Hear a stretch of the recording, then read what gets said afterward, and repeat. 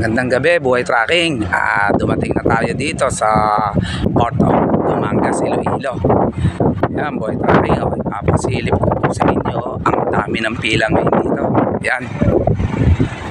Dami ng pila ng mga truck. Yung pong tinatawag nila na salitang tukod. Kung sa bagay po, every 2 hours naman po ang biyahe lang yan. Ayan o, buhay tracking. Napakarami pong truck dito. Konting kaalaman, buhay tracking. Barko na bumabiyahe rito, papunta po silang Bacolod. Yan, buhay tracking. Papasilip ko po sa inyo yung pila ng mga truck patawid po ng Bacolod dyan. Baka may mga makakasabay na po tayo dyan papunta ng Zamboanga City. Yan o, bali 3 pila po yan, buhay tracking. Sa likod, sa harap, sa tagliran o. Yan o, dami po yan. Yan po, dito po pang 3 beses na tayong sasakay ng barko. Iloilo to Bacolod po, buhay tracking. Yan o, marami pa po doon. Ayan, yung isang barko po na yon, naglo-loading na. Yan, buhay tracking o. Andito na tayo, Dumangas Port, Iloilo. Yan po. Medyo masungit po ang panahon, kaya maalon ang karagatan. Yan.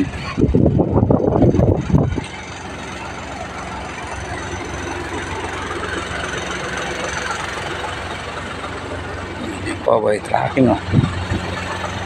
Ang pila ng ano. At ganito po ang kaganapan dito. Nakabukod naman po ang mga pila ng private. Lahat po ng pinasilip ko dito naman po sa bandang unahan, ayan, buhay tracking ang mga pila ng mga malilit na sasakyan o yung tinatawag nating private. Ayan, hindi po sila hinahalo sa mga tracking o sa mga wing van cargo na yan na 10-wheeler. Kabukod po sila. Ayan po.